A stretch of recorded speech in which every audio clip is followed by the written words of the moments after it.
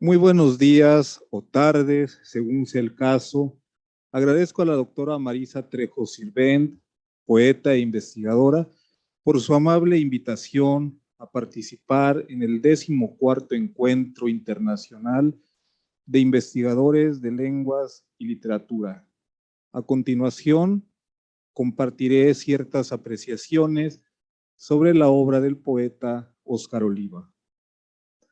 La poesía de Óscar Oliva dialoga prácticamente con todos los saberes, lo cual es poco común en Chiapas, un estado en el que, pese a los intentos de orientarse hacia las vanguardias, en el caso de ciertos autores, a través de los elementos característicos, por decir lo más arriesgado, no había una escritura fuerte y segura en un ámbito riesgoso, como por ejemplo la intertextualidad, la transtextualidad o el fondo interdisciplinario del discurso.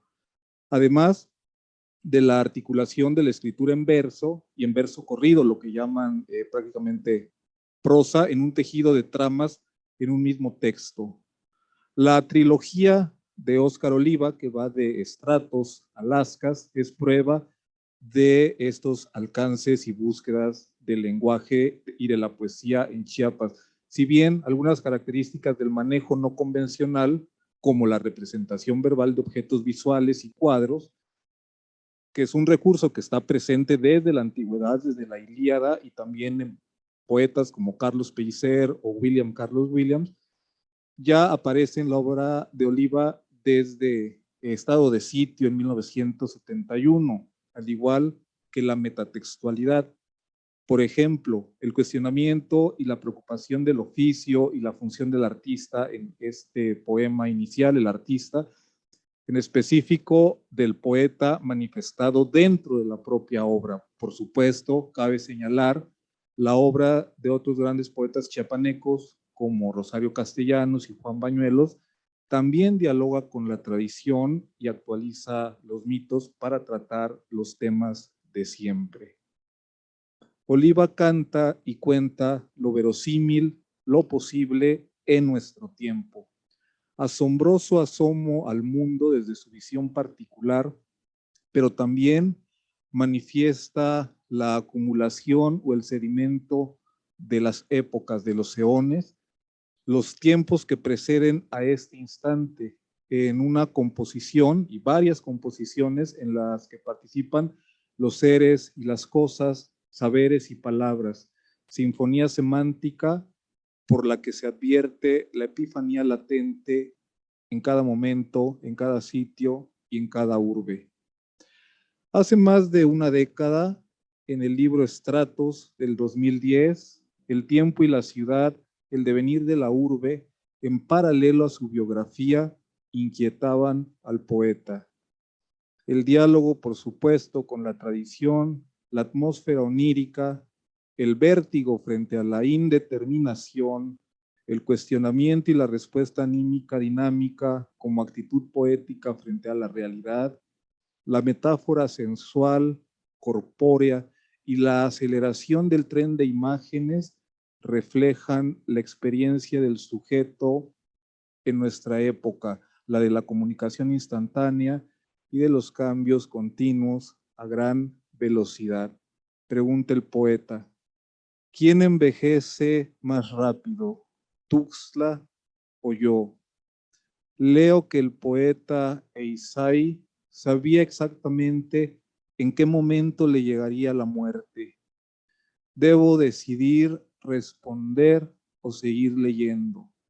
El canto fúnebre de la piel vieja me llega a la nuca y no tengo más remedio que sentarme erguido, terminar de escribir. Muy rápido, muy temprano, borro, vuelvo a teclear. Allá abajo, algo que no va a perdurar, como los aeropuertos del siglo XX. Tuxtla y 2022, un sitio fundado en la palabra por la palabra. No la Tuxtla asfixiante de Tarumba, fundada con un lenguaje violentado y novedoso, vigoroso en su hastío, para señalar el milagro de lo cotidiano en una ciudad con atmósfera de pueblo, cuyo registro más antiguo está en la fundación de su templo de San Marcos en 1560 por la orden de los dominicos. No es ya esa Tuxtla, sino la de nuestros días. Con Óscar Oliva se completa la tríada de grandes poetas nacidos en Tuxtla Gutiérrez, junto a Jaime Sabines y Juan Bañuelos, y el cuadrángulo de poetas de Chiapas con Rosario Castellanos. Más allá de la entidad, Oliva es uno de los poetas mexicanos más relevantes, como Eduardo Lizalde, Gabriel Said, Sergio Mondragón y Jaime Labastida, y por supuesto, entre las voces de Hispanoamérica, como Antonio Gamoneda o Raúl Zurita. Pero al parecer también la escritura de Oliva se enlaza con poetas de otros continentes, como Shipka Baltacheva, poeta y filóloga de origen búlgaro, puesto que comparten cierta intensidad intelectual en cuanto a las innovaciones poéticas en sus últimos libros, a partir del conocimiento de las tantas disciplinas del acervo de la humanidad.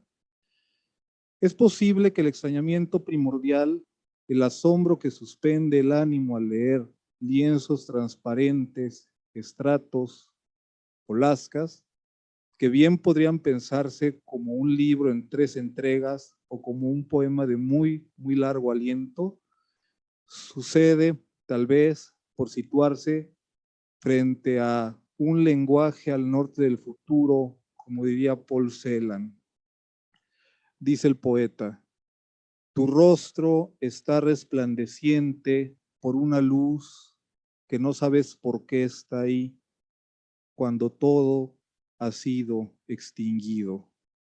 Justo la poesía de Celan demostró que, al contrario de lo que afirmó Teodor Adorno, sí se pudo escribir poesía después del Holocausto. La barbarie está en la realidad, no en la poesía. El propio Adorno se desdijo. La poesía, afirmación y negación, afirmación y cuestionamiento. Palimpsesto y continuidad de la mutación, como el río y el fuego de Heráclito, la refulgencia de la perenne transitoriedad del cambio, de la muerte sin fin de las formas.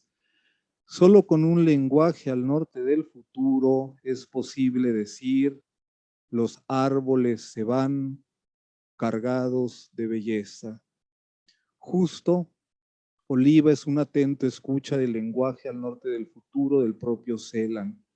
Y también es posible la poesía después de las dictaduras en el cono sur de nuestro continente, como se aprecia en el poema anónimo de la resistencia chilena, situado en trabajo ilegal, y también después de los abusos de la oligarquía que motivaron la irrupción de las guerrillas tanto en Guatemala como en Nicaragua. Porque además del Holocausto, la bestialidad con la que encarnan las ideologías y el horror de la guerra, el crimen, la rapiña, la esclavitud, que se han impuesto desde el siglo XVI a un continente con las venas abiertas, como detalla con acuciosidad Eduardo Galeano.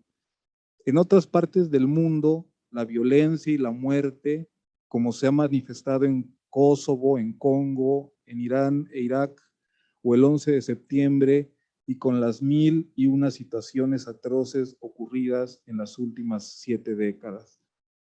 Del mismo modo, la poesía de algunos autores, como Óscar Oliva, muestra que es posible escribir en esta época traspasada por el signo de la tristeza y la desesperanza, del occidente yermo y del oriente convulso.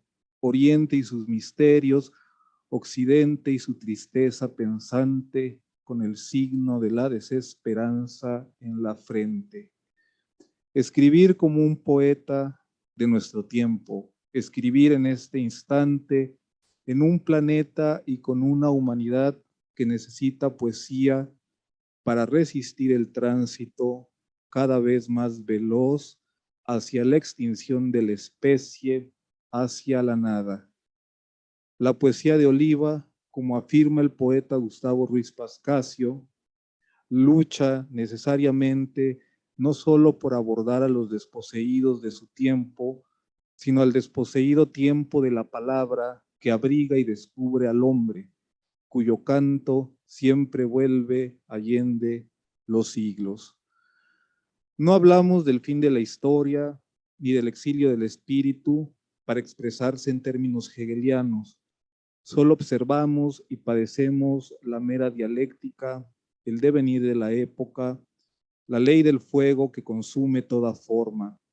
Pero sí, es cierto que vivimos el tiempo de pandemia, de la ocupación de Marte, de un metaverso, de los ordenadores cuánticos, de las izquierdas y derechas, de tufo totalizador y hasta fascista, de la posmodernidad, el poscapitalismo y la posverdad. La época del populismo y la oligarquía como el haz y el en vez de un espejo negro. La época de anticomunistas en Rusia, de la invasión a Ucrania, de la censura al estudio de la obra de Dostoyevsky, de la intolerancia religiosa y del ateísmo en aumento, de la hipercorrección política, de la democratización y acceso irrestricto a mundos y mundos de información en portales, de las plataformas y de las redes sociales.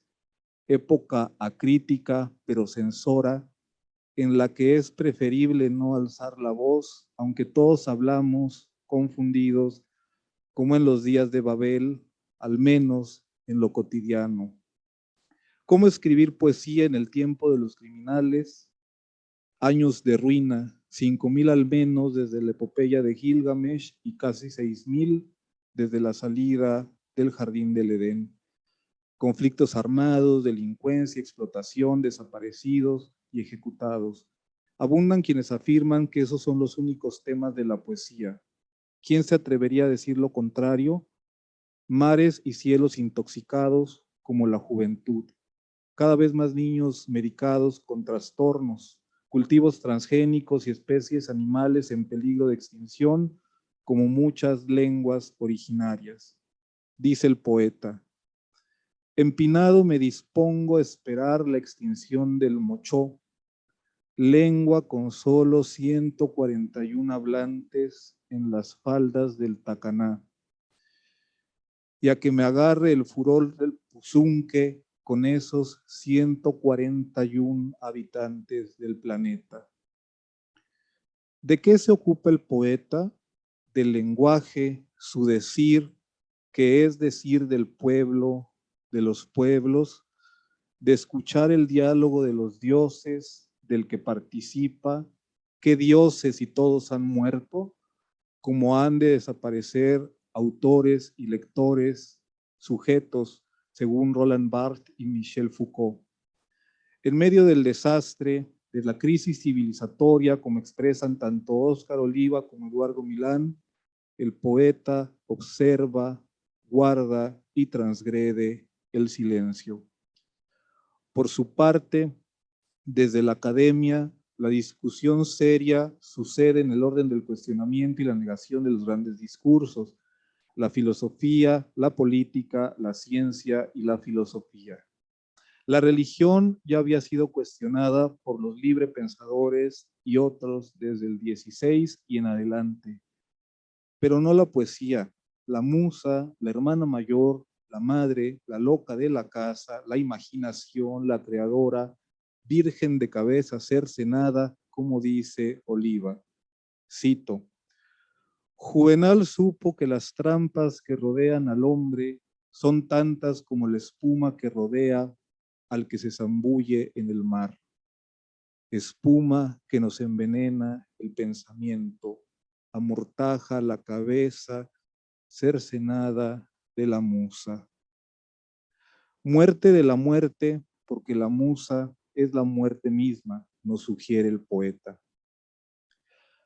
Asombro y abarcamiento, experiencia original, captación del sedimento de los pueblos, de sus saberes al paso de los siglos, Más allá de la expresión inmediata, afectiva, confesional, supuestamente lírica, consonancia semántica, rima del pensamiento.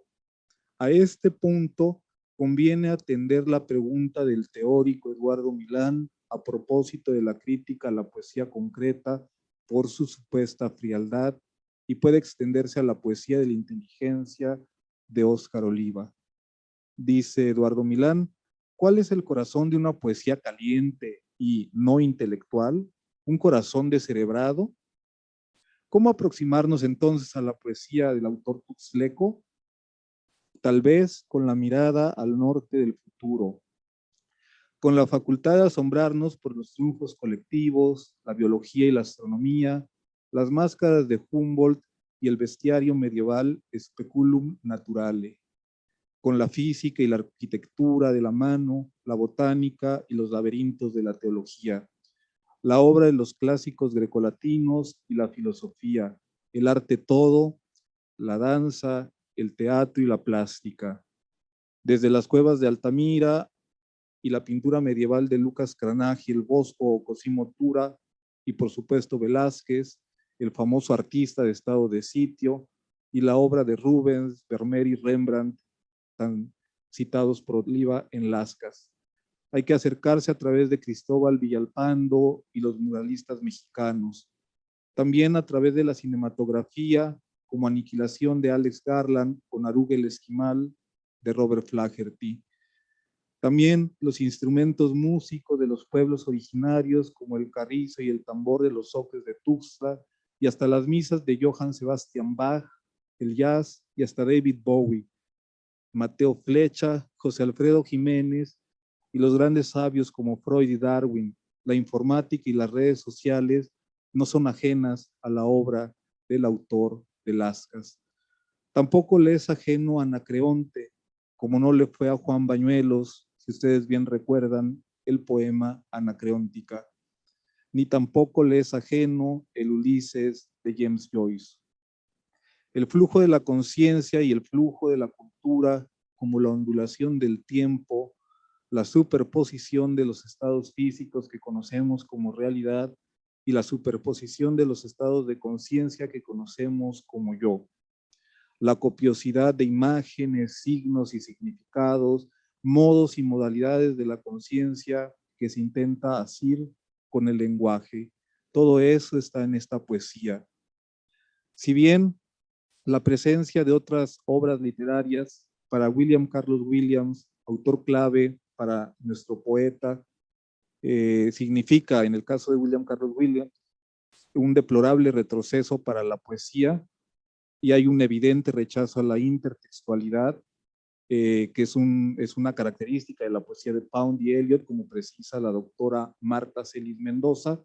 Para la poesía escrita en México, específicamente en Chiapas, en Tuxtla Gutiérrez, implica enriquecimiento, ampliación de horizontes semánticos, inicia o encarna con fuerza una orientación del pensamiento poético y no solo como diálogo y aprovechamiento de las tradiciones, como experimentación o mera aplicación de un recurso bien probado desde hace más de un siglo, sino una necesidad expresiva ante el agotamiento de las posibilidades formales de la poesía, al menos de nuestro tiempo y en nuestra región. La transgresión de la sintaxis, como la creación de neologismos o la cópula de palabras, como en la poesía de Cummings, se observa en Oliva, gran lector también, por supuesto, de Vallejo, en especial de su centenario libro Trilces. Así también comentaba que Joyce no le fue ajeno, no le es ajeno, como tampoco Heráclito, ni Homero, por supuesto. No solo eso, Homero traspasa la obra de nuestro autor. Arribo y naufragio, extravío, no por mares y calles, sino a través de tiempos y escenas del mundo. El viaje de vuelta a casa, el regreso a la Tuxtla mítica y a la propia infancia y al pasado que será futuro, como en un agujero de gusano y contra la segunda ley de la termodinámica. Es inevitable no retrotraerse al futuro, como también lo supieron sus pares, sus maestros. Recordemos el traje que vestí mañana, como Vallejo, como Bañuelos, y como Huidobro, los 4 puntos cardinales son 3, el norte y el sur. La ruptura con la lógica ordinaria, cotidiana y común, manejo lúdico del tiempo, plasticidad no intuitiva. La preocupación por la temporalidad se advierte desde su primer poema, publicado cuando tenía 16 años. Poema por el que Jaime Sabines le invitó a platicar por primera vez en los días de Tarumba. Decía el joven poeta: estos minutos, los más largos, me dan miedo. Debo quedarme con ellos, que se queden aquí prendidos, aquí conmigo, aquí con mis libros, aquí en mi cuarto. Sí, que se queden aquí estos minutos. Pero el conocimiento del mundo también implica la facultad de nombrar la experiencia por medio de analogías y equivalencias para señalar y aproximarse a la inconmensurable realidad, compuesta por cajas y cajas, planos y planos, estratos y estratos de significados, unos dentro de otros, como las matrioshkas rusas o los intervalos de la recta de los números reales, infinitamente densos, por ínfimos que parezcan. El mundo y sus posibilidades, la taumaturgia del lenguaje y la imaginación, con su inconmensurable número de elementos. ¿Qué son 1000 kilómetros entre 93,000 millones de años luz? Todo, porque son nuestra humana experiencia de la realidad. Dice en uno de sus poemas de largo aliento más celebrado, al volante de un automóvil por la carretera panamericana de Tuxtla Gutiérrez a la Ciudad de México. Más que decirlo, lo sugiere. Es posible acercarse a su lectura a partir de su manejo formal, de la contraposición entre el lenguaje metafórico y el coloquial. Contrastar la presencia en su obra de poemas de largo aliento como materia nombrada, con versos espléndidos, como aquel que dice: en la cumbre de tu cuerpo el oro duerme, Plaza Mayor y Demoliciones, cuyas partes finales recuerdan la precisión, densidad y concisión de los aforismos, la sentencia solemne y didáctica, dirigida más a la vida interior de la escucha, además de expresar la experiencia y el descubrimiento de las certezas de la imaginación, las verdades poéticas. Dice el poeta: el vacío es el lugar donde las cosas no están, pero las cosas siempre están en su lugar. Entonces es cuando el vacío se hace más profundo. El monólogo es la lectura que no se ha hecho, el poema que no se ha memorizado, la ola que nunca puede tragarse. Vivir es la posibilidad de ser otro, como otro es el mundo en el presente. Permanecen las revelaciones como cartas que no se pueden quemar. Otra vía de aproximación a la poesía de Óscar Oliva se encuentra en la observación de la diversidad de formas métricas correspondientes con los estados anímicos del yo poético, desde los versos de arte menor hasta el versículo, o su escritura en verso corrido, aparentemente prosa, o con elementos propios del periodismo y de las artes visuales, como se aprecia en estado de sitio, el cual al parecer es una obra modelo por sus formas y su fondo. En este poemario encontramos al principio una cita de la ordenanza del rey Carlos III, así como la declaración de Marcelino García Barragán, más adelante en la mitad del poemario, en la que se afirma, luego de la matanza de Tlatelolco, que no se decretará estado de sitio, pues este es un país donde la libertad impera y seguirá imperando. Recordemos también que Oliva es, a decir de Octavio Paz, el más inventivo y amante de la experimentación de los miembros de la espiga amotinada.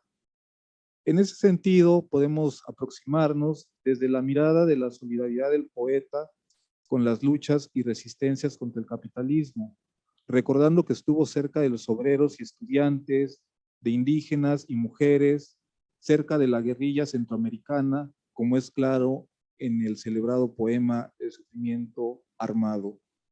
Y así como y con Vallejo, Oliva saluda al sufrimiento.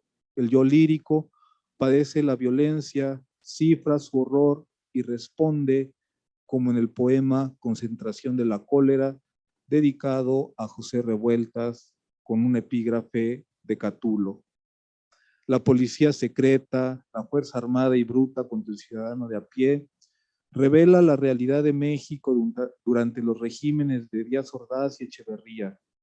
Pero no es la situación en sí solamente la causa de conmoción del lector, sino el lenguaje del poeta, su transparencia metafórica, sus pausas, su ritmo. La imagen irrita y angustia al lector por el súbito choque de realidad, el encuentro con la acción represiva del Estado. Por otra parte, en el artista se cuestiona el oficio de escritura. El yo lírico observa su oficio como si fuera otro, como un cuadro dentro de otro, justamente el cuadro de Rubens dentro de las Meninas. El poeta advierte que así como los pintores antiguos al servicio de la corona y los mecenas, así los modernos, productivos en función de las becas y muchas veces al servicio de algún régimen.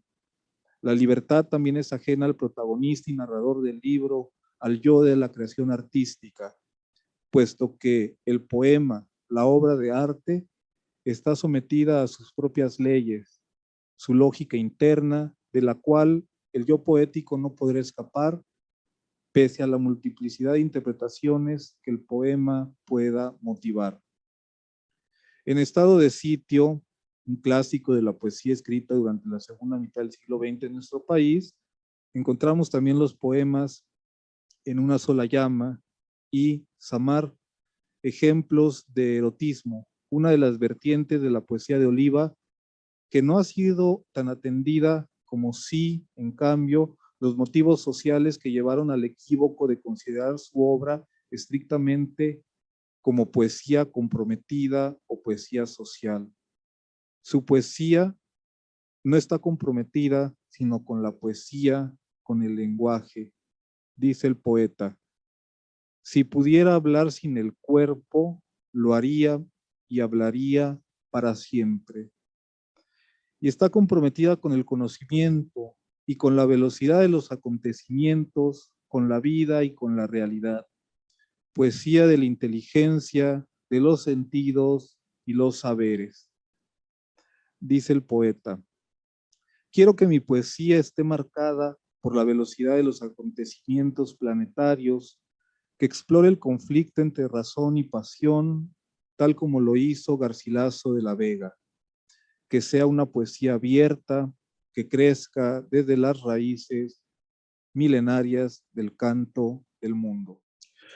Para Óscar Oliva, la ubicación del poeta al centro de los acontecimientos, para comprender su encargo social, tesis de Mayakovsky, significa, cito, la necesidad y obligación del artista de expresar todas las emociones, tragedias, alegrías, esperanzas y luchas de la sociedad en que vive.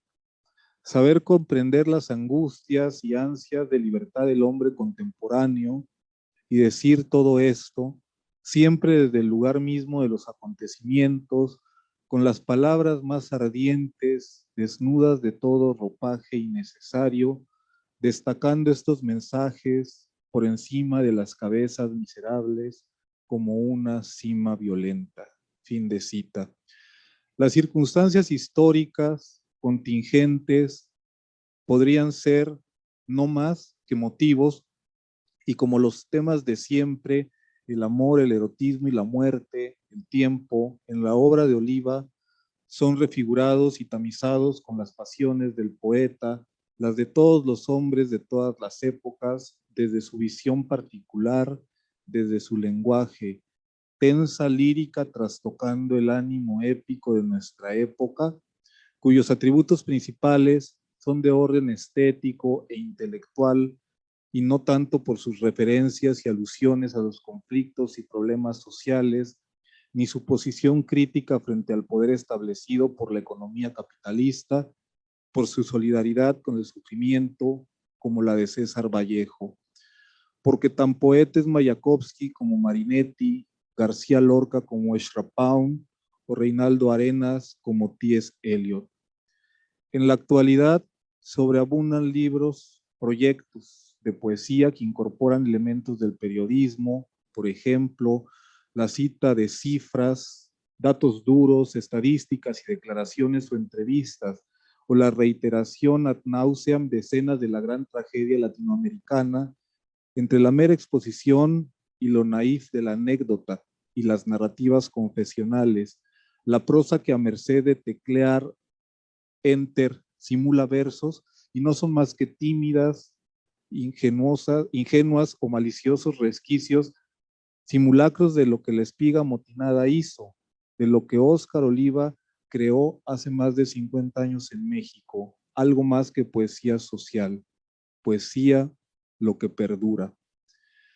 Arquetipos, imágenes del inconsciente colectivo, los personajes y mitos de su propio universo que van y vienen, transitan como la voz del poeta.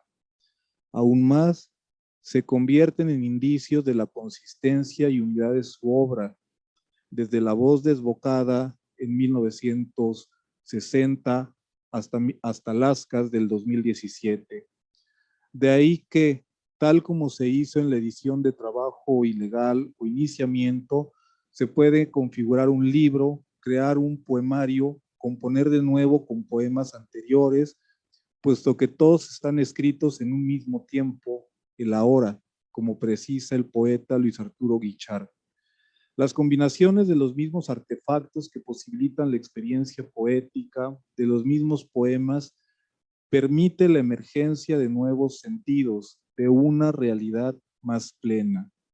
El extravío del sujeto, su extrañamiento ante lo otro, se vierte en múltiples registros del lenguaje, como una bitácora de viaje con aires de naufragio, como el viaje de Odiseo a Ítaca o el de Marlowe de Joseph Conrad al Congo. La interpretación del mundo y de la historia, universal y personal, traspasada por la experiencia del desarraigo, de la pérdida de calma, de la unidad primordial, la ausencia primera, más allá de un dolor específico u otro. Pensemos en el poema Para arrancar tierra con el tiempo, travesía de la memoria familiar. La vuelta a casa en la capital de Chiapas, Tuxtla, versión castellanizada de Tochtli en náhuatl, dado por los mexicas a este asentamiento zoque en el que los conejos abundaban y que jamás se llamó Coyatoc, como a veces se piensa, pues no existe como vocablo de la lengua zoque, sino como ejercicio, como ensayo, intento de reconstrucción toponímica hecha a mediados del siglo XX. La vuelta a Tuxtla Gutiérrez, a sus flores, a su atmósfera calurosa y húmeda, contrastantes con el frío de San Cristóbal, sin la nostalgia provinciana ni la retórica decimonónica de exaltación del terruño tan común como seductora, tan ejercida en esta entidad entre ciertos círculos literarios bajo el amparo de la libertad de expresión a la vez benéfica y riesgosa como aquella sentencia de que Chiapas es tierra de poetas. No, Tuxtla para Oliva es la tierra de sus muertos, de las preguntas que les hace desde la memoria entre el día y la noche en un presente continuo, inmarcesible, dice el poeta.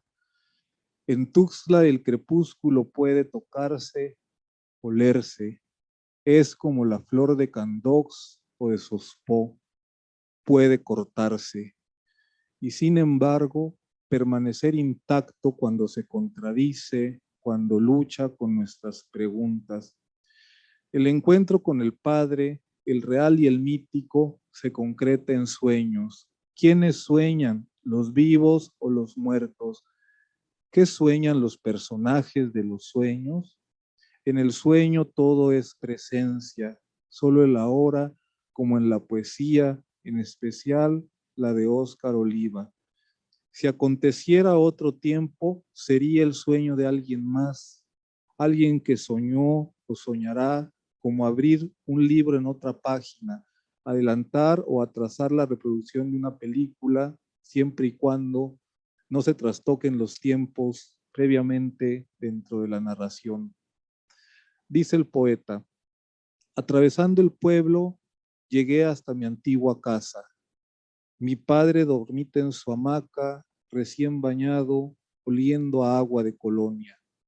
No quiero despertarlo porque podría ocurrir que se levantara muchos años atrás y entonces no estaría yo y en un Tuxtla distinto. Pero también la madre, dadora de vida, aparece en el recorrido que el poeta hace con su padre en la casa de la infancia, conservando el orden del mundo. En sueños sucede, como en el arte, lo imposible. Dice el poeta: Aurora, murmura mi padre y se le llenan los ojos de lágrimas. No puede ser mi madre, pienso yo, pero no digo nada. Mi madre nos pregunta: ¿tienen hambre? Ya pronto va a estar la comida. Llega hasta nosotros y nos abraza. Seguimos buscando. El poeta encuentra a sus padres entre sueños, pero también en el Panteón Municipal, este sitio tan significativo en la obra de Oliva. Ahí, en ese sitio, justamente se encuentra su nombre. Salgo a caminar contra el sur, donde los matorrales se amotinan contra la sequedad. Entro en el Panteón Municipal. Arranco la hojarasca del sepulcro donde están enterrados mis familiares. Qué extraño que pueda leer en esta lápida mi nombre. Es claro, para los lectores de Óscar Oliva, ya tenían idea del Panteón Municipal de Tuxtla Gutiérrez desde los años de estado de sitio, un espacio significativo y reiterado en su obra, como los símbolos cometa y diamante. El nombre y la muerte, la enfermedad y la poesía, la resistencia y la perseverancia, la violencia del mundo y la fragilidad de la condición humana, la potencia de la ideología y la impotencia de la corporalidad, la vuelta a casa y la reinvención de la memoria, en el nombrar como en el resistir, en el beber y en el vivir, nos jugamos la existencia. Óscar Oliva, el integrante de la espiga motinada que padeció más enfermedades, es ahora el más longevo, destacó don Jaime Labastida hace algunos meses durante la Feria Internacional del Libro de Tuxtla. A este punto, cabe recordar tal vez a Nietzsche. En lo que concierne a mi larga enfermedad, dijo el poeta y filósofo de lengua germánica, no le debo indeciblemente mucho más que a mi salud superior, le debo una salud tal que ante todo lo que no la mata se hace más fuerte.